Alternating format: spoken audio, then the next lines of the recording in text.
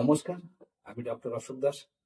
আজকের ভিডিওতে আমি আপনাদের জানাবো কিছু কার্যকারী হোমিওপ্যাথিক ওষুধ ও সেরা ডায়েট প্ল্যান, যা আপনাকে ওজন কমাতে কিন্তু সাহায্য করবে। তো ভিডিওটি সম্পূর্ণ দেখুন এবং স্বাস্থ্যকর জীবনের পথে এক ধাপ এগিয়ে যান।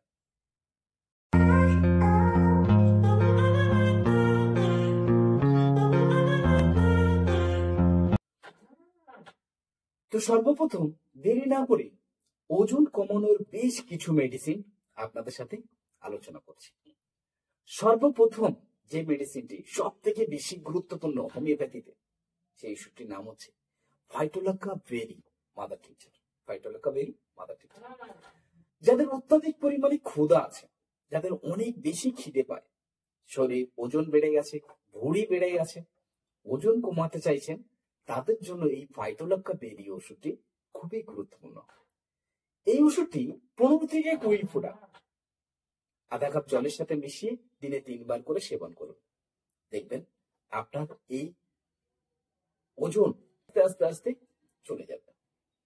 দ্বিতীয় ওষুধ হচ্ছে fucus ভেস mother tincture. Fucus ভেস mother tincture.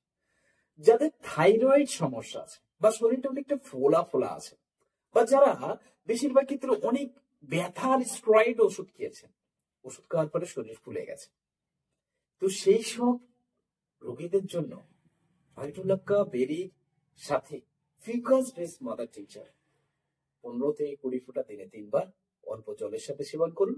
দেখবেন একদিকে আপনার থাইরয়েড চলে যাবে, অন্যদিকে আপনার ফ্যাটি লিভার যদি থাকে, ফ্যাটি লিভারও কমে যাবে এবং শরীরের ওজন বা ফোলা ভাব সেটা কিন্তু চলে যাবে। তৃতীয় ওষুধ হচ্ছে ক্যালকেরিয়া কার্ভ। Calcarea curve 30।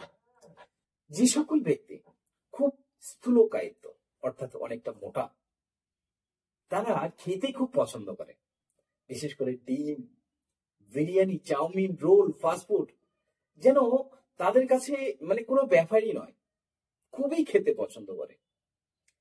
এই সকল ব্যক্তিদের জন্য, তাদের খিদে কমানোর জন্য বা তাদের ওজন কমানোর জন্য হোমিওপ্যাথিক সেরা ওষুধ ক্যালকেরিয়া কার্ভ। এই ওষুধটি 3 ফোঁটা করে দিনে 2 বার কন্টিনিউয়াস 1 মাস সেবন করুন। দেখবেন আপনার ওজন আস্তে আস্তে আস্তে আস্তে কমে যাচ্ছে। এরপরের ওষুধ হচ্ছে নেপটামিউর 6X। নেপটামিউর 6X। কিছু কিছু ব্যক্তিদের দেখবেন শরীরে বা পায়ের নিচে জল জমা থাকে, জল জমা। এই শরীরে বা পায়ের নিচে যাদের জল জমা থাকে, এই জলটাকে শুকাতে এই নেপটামিউর 6X বাইকেমিক ট্যাবলেটটি ব্যবহার করা হয়। এই ট্যাবলেটটি 6টা করে ট্যাবলেট দিনে 3 বার করে সেবন করতে হবে। করলে এই জল শুকিয়ে গিয়ে ওজন বা শরীরের যে ভারী সেটা কিন্তু নিয়ন্ত্রণ করবে। এরপরের ওষুধ হচ্ছে অ্যান্টিমক্রুড 6X। অ্যান্টিমক্রুড 6X। এই অ্যান্টিমক্রুড সাধারণত বেশিরভাগ ক্ষেত্রে দেখা যায় যাদের পেটে অতিরিক্ত পরিমাণে গ্যাস আছে, অতিরিক্ত পরিমাণে অ্যাসিড হয়ে যাচ্ছে, সেই সকল ব্যক্তিদের জন্য এই অ্যান্টিমক্রুড ওষুধটি কিন্তু খুবই কার্যকরী। তবে যারা একটু টক খেতে পছন্দ করে, তাদের জন্য অ্যান্টিমক্রুড ওজন কমাতে কিন্তু খুব ভালো হেল্প করে।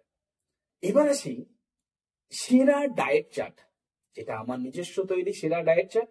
এই ডায়েট চার্ট যদি আপনারা ফলো করেন, আপনি হোমিওপ্যাথিক ওষুধ সেবন করুন আর না করুন, আপনার ওজন কমতে বাধ্য। তবে আপনি এই ডায়েটের বাইরে আপনাকে যাওয়াই যাবে না।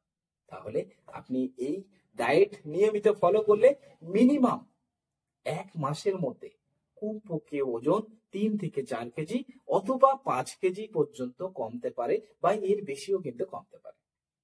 অবশ্যই ডায়েট চার্টটা মনোযোগ দিয়ে শুনুন এবং নিয়মিত ফলো করুন এই ডায়েট চার্ট। দেখবেন একদিকে আপনার মেডিসিন আপনার হেল্প করলো, অন্যদিকে কিন্তু আপনার ওজন কমাতে ভীষণভাবে হেল্প করবে। তো সর্বপ্রথম আপনাদের সকালে ঘুম থেকে ওঠার পরে চেষ্টা করুন হালকা কুসুম গরম জল, কমপক্ষে বয়স অনুপাতে 100 অথবা 200 ml জল সেবন করুন বা জল পান করুন। 15 থেকে 20 মিনিট পরে 1 পিস আপেল অথবা 1 পিস কলা খেতে পারেন। 1 থেকে 2 কাপ মতো মুড়ি নেবেন, শুকনো মুড়ি, সেই শুকনো মুড়ি আপনি খেতে পারেন অথবা ভিজিয়ে আপনি কিন্তু সেবন করতে পারেন। ওর সাথে 1 পিস অথবা 2 পিস ডিম সিদ্ধ আপনি নিতে পারেন, আর একটু গ্রিন টি। এই গ্রিন টি যদি আপনি নিতে পারেন আরো বেশি কিন্তু উপকার হয়। এবার আসি দুপুরে। দুপুরে যখন আপনি ভাত খাবেন, ভাত খাওয়ার আগে একটা বড় বাটি নেবেন, সেই বড় বাটিতে স্যালাড বানাবেন। স্যালাডের মধ্যে কি কি থাকবে? যেমন টমেটো থাকবে, গাজর থাকবে, শসা থাকবে, পেয়ারা থাকবে, লেবুর রস থাকতে পারে, ধনিয়া পাতা থাকতে পারে, কাঁচা লঙ্কা, বিট লবণ, এগুলো একসঙ্গে মিশ্রিত করুন। এর সাথে শাখা আলু অ্যাড করতে পারেন, বা এর সাথে আরো রসালো কোনো ফল আপনি ব্যবহার করতে পারেন। কমপক্ষে এই যে 1 বাটি স্যালাড আপনাকে একটু মশলার মতো করে বানিয়ে, আপনার মতো করে টেস্ট বানিয়ে আপনি সেটাকে খেতে পারেন।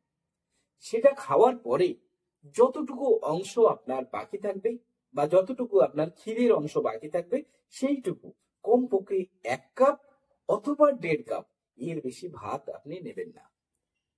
সেই ভাতটি নিয়ে যে তরি তরকারি, বিশেষ করে সবজি, ডাল বা চাটনি যাই হোক না কেন, তার মধ্যে আপনি এটাকে নিতে পারেন।